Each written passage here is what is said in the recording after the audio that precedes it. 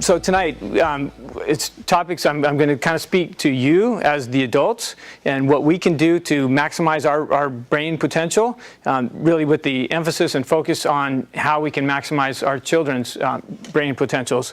I'll share some patient testimonies, some real life issues that we've done and had with my daughters, and just try to make it very usable. Some of it can certainly seem pretty high tech, obviously, when we start talking neurotransmitters and brain chemicals, but I'm going to use those as a springboard to talk about what we can do, how we can use that and make a difference in our children's lives.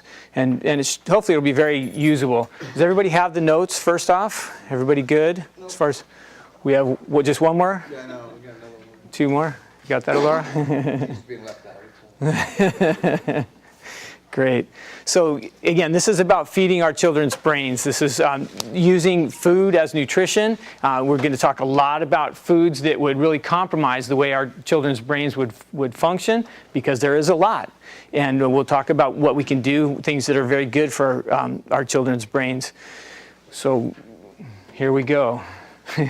So we'll talk about how we can maintain the size of the brain. It actually does, food, nutrition can actually make a very big difference in the literal size and the plaquing of the brain.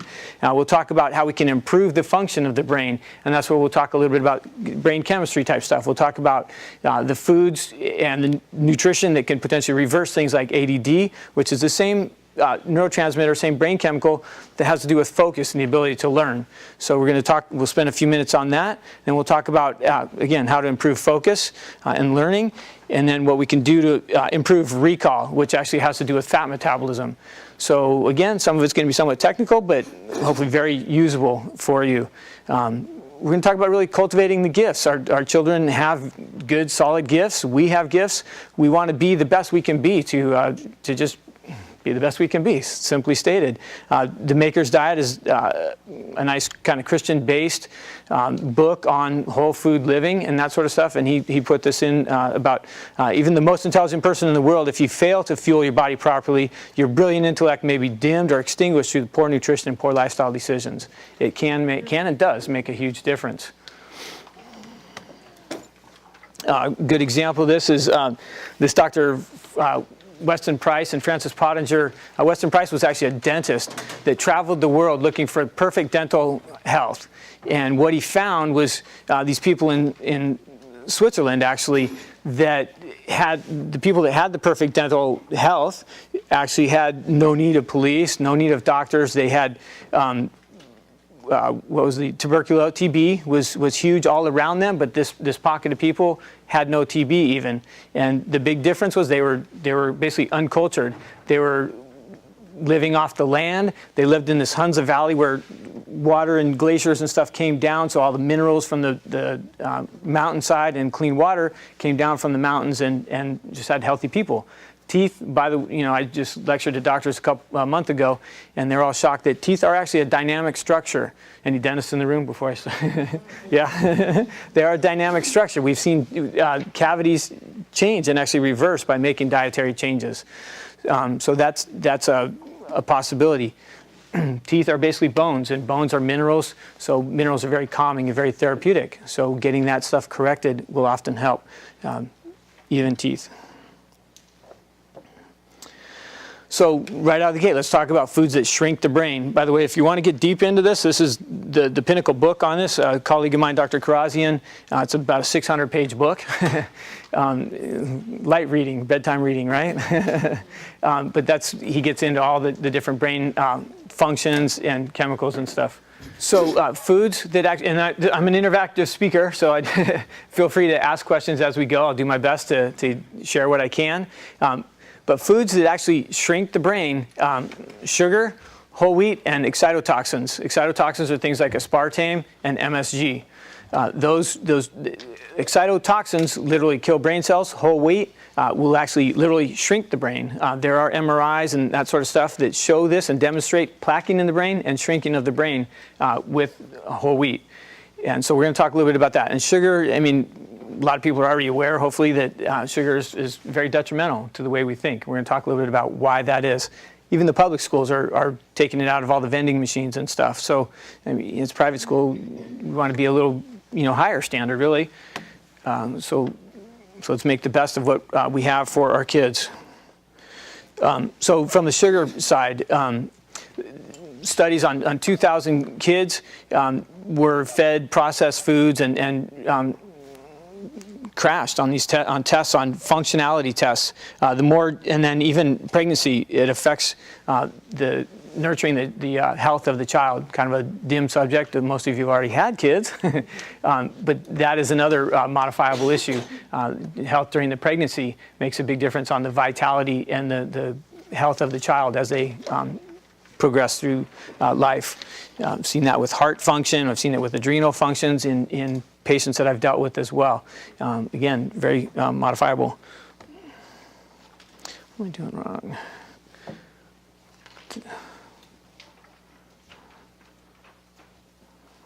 So the pediatric brain, in those studies I was talking about with the 2,000 to 4,000, two separate 2,000 to 3,000 student tests, investigators found that those with diets that were higher in snack and processed foods scored significantly worse on the pediatric quality of life inventory, whereas those whose diet worsened over time also experienced a deterioration in their mental health over the 2-year follow-up. So it does make a difference in quality of life, in their ability to learn, their function, even parenting. I mean, how hard is it to parent a kid that's bouncing off the walls and can't sit still? And diet makes a difference in that. Pediatric brain children who ate more junk food, for example, processed sweet soda and pizza, in the first years of life demonstrated more internalizing behaviors such as worry, sadness, crying, and anxiety. Also more externalizing behaviors, which is your ADD, off the wall challenges. And then over the 18 months, hyperactivity, basically, I mean, it just made a mess of the kids. And a lot of us deal with that. I mean, perfect example of this when my middle daughter was still nursing. We were in the cry room at church, and the mom's nursing, and the older kid is just totally bouncing off the walls, and she's trying to quiet him down. Well, church, and to try to quiet him down, she's giving him red hots and food dye candy and saying, here, quiet down, Johnny, quiet down, and he's clawed to the ceiling the whole time. So I mean, those are very relevant issues, and the reason it's so much more profound for children is the blood-brain barrier doesn't really develop until after age 8, and then it deteriorates again when we become in the senior years. And the unfortunate reality is with a lot of the digestive health we're dealing with as a society now, that blood-brain barrier is a little bit more compromised overall.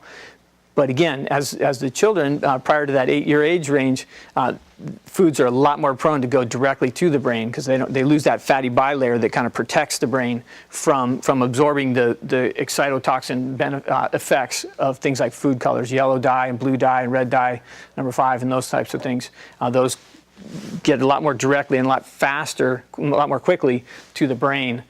So those are huge ones from an ADD perspective. If any of you have ADD children, sometimes the progressive doctors are testing for food dyes now, and so you can know specifically which dye it is, potentially, that is a compromise in that child's health and ability to focus. Journal of Neurology, prestigious journal, they're finding that sugar literally shrinks the brain. Even subtle elevations in blood sugar, far below the level where one would be labeled as being diabetic, were already associated with brain shrinkage. Sugar affects virtually all the hormones. So for women, PMS and all the ovarian cysts, uterine fibroids, those are all estrogen-dominant symptoms or syndromes that occur because of blood sugar swings. Same scenario, and I use that as an example to demonstrate how profoundly blood sugar affects all the other hormones in the body. When blood sugar goes up, it causes basically a stress response. So it steals from things like progesterone, causes estrogen dominance in the female, steals from adrenal hormones that help us deal with the fight or flight mechanism. So it skews everything, and it's that adrenal mechanism that's causing the cortisol. The cortisol is causing the shrinkage of the brain, and us being kind of stuck in that chronic stress response. So sugar literally stresses the brain. and shrinks it. So basically, if we simply decrease sugar, we'll increase literally brain size and brain function. Brain size from the physical matter, physical gray matter that is there, but then also from a functionality perspective. And we'll talk a little bit more about that as we go. You can choose to directly influence the size and, more importantly, the preservation of the function of your brain. We're born with a set amount, and the good news is we don't use all of it, but we certainly don't want to lose what we do have. And sugar can do that, it can kill it. So sugar reaction in the brain, when we eat something, there is volume, huh? When we eat something sweet, we get an insulin response. We get it. Oh, it's not pointing on the TV, huh? So we get an insulin response. So as adults as well, it's kind of good to know that when we get this insulin response, when a simple carbohydrate gets consumed, 40% of this meal is getting stored as fat. And then as it dips, when it comes below, this is when you crave your stimulants, coffee, cigarettes, more sugar, that sort of stuff. This is the hypoglycemia that causes us to crave something else, and then we get yo-yo all the way down through the day. So if you start your day with a donut or a stimulant or something like that, you're going yo-yo, storing it 40% as fat, storing it as fat, storing it as fat, and crashing and burning, needing another stimulant and going on through the day. So that's how, unfortunately, a lot of people tend to start their day, whereas get the remote working. Whereas if we eat something that's a little more stable response,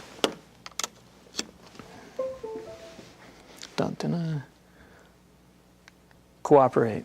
If we eat something that's a more stable response, then like fruit, for example, is the next closest thing or the next better thing that's a little more stable. We're not going to then store 40% of that meal as fat, and we're not going to have quite the dip below the healthy margin. Whereas if we eat veggies, the next best thing, notice this is time. So fruit's going to give us potentially 2 hours worth of energy. Sugar's going to give us maybe an hour. Veggies are going to give us 3.5 hours of energy because it's a very stable, you have the fiber in there and so on, which helps stabilize the insulin response so that we're going to be on task, on our game. I mean, how many kids are going to eat salad for breakfast though, right? So we want to throw some protein in there. I mean, oh, Laura, where'd my kids go? What are we telling you every day for breakfast? Protein, they get tired of hearing it. So things that we do typically is things like turkey sausage, we'll do protein shakes.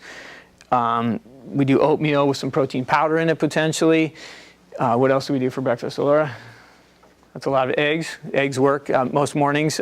Incidentally, eggs, when the yolk is soft, will actually lower cholesterol. A lot of you, have heard that cholesterol will go up. Cholesterol goes up when the yolk is cooked hard. When the yolk is cooked hard, that destroys the lecithin, and that's what causes cholesterol to go up. When that yolk is soft, then the lecithin is still intact, and the cholesterol will actually go down. So over easy, sunny side up, that type of stuff is actually going to be a good way to get some protein in. Yes? What's a good protein powder for children? One that they'll take, one that they will consume. So the question was, what's a good protein powder for children? Something that's available in the store. I'm a big fan of the blood type diet, and it has a lot to do with how insulin responds and how the immune system responds. So from a blood type universal perspective, J. Rob makes an egg white protein that's vanilla flavored. Tastes very good. You could even just mix it in water and drink it. It's pleasant enough tasting. Pea protein is the other thing that's fairly popular, PEA, like pea vegetables. That's another source of protein that's blood type universal. We were using a lot of rice protein, but there's been a lot of challenges with rice getting contaminated with arsenic. So a lot of my protein manufacturers have pulled out of that and are going pretty much solely with with pea for the most part. For B blood types and AB blood types, whey is another good source, but 84% of the population is going to be A or O, and most of those don't do really well on whey. I know whey is getting a lot of good press as far as muscle building and that sort of stuff, but it's actually an immune suppressant for 84% of the population. So a little paradigm shift there potentially. So I would say from a protein perspective, egg or pea protein. Okay, one of the vegetarian type of proteins usually will work pretty well. The questions along those frontiers? So protein is a good stable energy response for about 4.5 hours. So you can have your fruit and stuff in there, throw your good fruit, get some, maybe even hide some kale in your protein shake or something, but you get the protein and good fats in there. And yay, it's celebration time because we have a kid that's on task all the way through school and they're on their game. So I would put typically a couple tablespoons or a tablespoon of olive oil in their protein shake when I mix it up. Throw some fruit in there, so it tastes good for them, but a good protein powder and that sort of thing. Yes? What do you think about protein bars? And there's a lot of good protein bars as well. I've got a few Paleo makes one. If I still have them, these are straight protein. This is Epic. They make beef, turkey, lamb, buffalo, and it's basically straight protein, straight meat, as packaged as a bar. Paleo makes a good one. The Paleo makes this one is cranberry almond. That's another one that's good, fairly hearty. There's a lot of fairly decent bars now. Just in the last 5 years, a lot of good bars have come out on the market. So that's another good option, even for us as adults when we're running out the door off to the office and that sort of stuff, at least to get some kind of protein to start the day. So a nice ribeye for breakfast? Yeah? Laura, what do I eat for breakfast? Fish. I typically have a piece or two of mahi-mahi for breakfast or salmon or something like that on my mornings. Yes? Can you use stevia or mannitol to make it sweet, or you don't recommend it? Stevia, or what was the second one? Mannitol, sugar? Stevia is a good one. You just have to look at what it's blended with, because stevia is a very fine powder. They'll typically blend it with something like a maltodextrin or corn sugar type of thing. So as long as it's clean stevia or the liquid stevia, usually is a good source. Maltitol is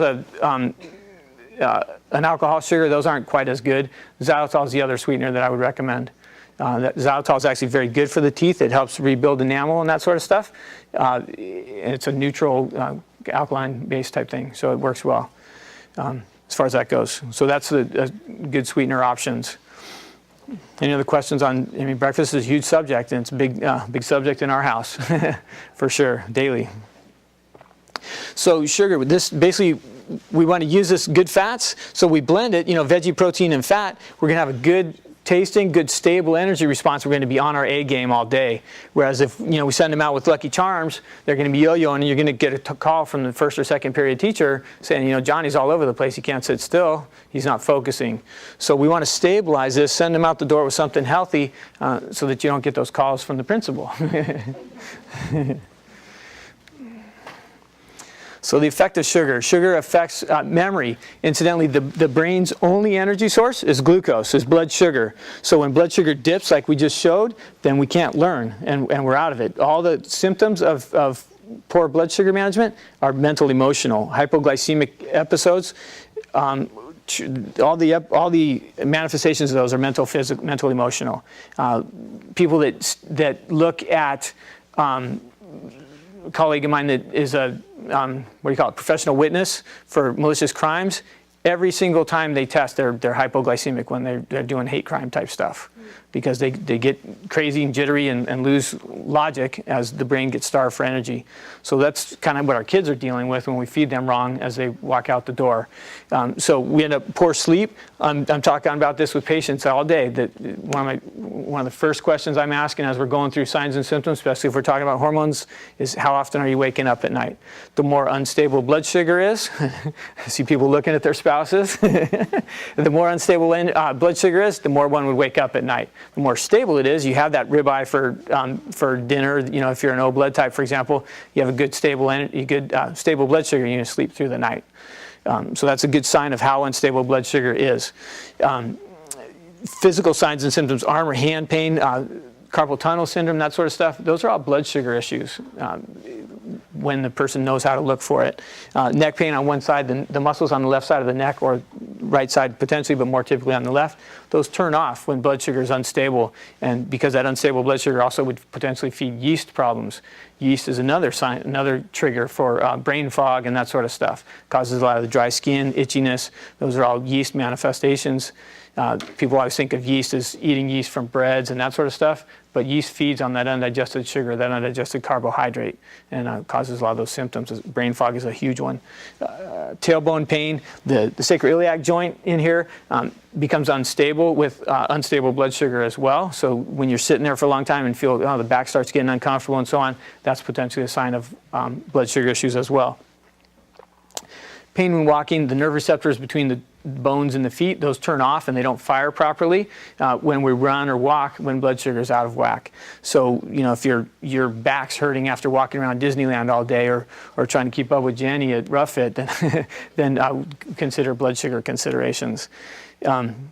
And then left shoulder tension, especially in the front. Again, with yeast considerations, the muscles in the front of the shoulder get very tender and sore. There's a referred pain area in here that, am I probably messing up the mic, huh? There's the referred pain area in here when there's yeast symptoms. And so that would be the pain with like bench press or incline press or shoulder press. That's often a yeast blood sugar condition as well. So those are more the adult sort of physical manifestations. Kids are a little bit younger and can get away with it, some from the physical perspective, but that's how it can manifest for us. So I'd hinted at or alluded to it earlier, ADD, ADHD. There's this brain chemical called Noradrenaline or NA. When that gets low, then we lose focus. We lose the ability to learn. There's 3 different brain chemicals associated with learning. Noradrenaline allows us to get the information in. Dopamine is kind of the hard drive. That's where we learn it and retain it. And then acetylcholine is where we recall it and pull it out on the test. And so when acetylcholine starts getting low, that's your senioritis type thing. Hey, good to see you, John. Those types of things. Or the information, but you can't quite pull it out. That's an acetylcholine thing. So we'll talk a little bit about that in a second. But noradrenaline is a huge one with our kids. Again, they don't have that blood-brain barrier in the earlier years, so they're all over the map. And as that dips, then they can't learn. And when they're looking off, like this guy, when they're looking off in the sky, you can tell them anything you want. It's not going to stick. Then it's going to take them twice as long to do their homework because they didn't get it the first time they heard it in class. So again, feeding them properly, breakfast, sending them with healthy snacks is going to help their potential in school.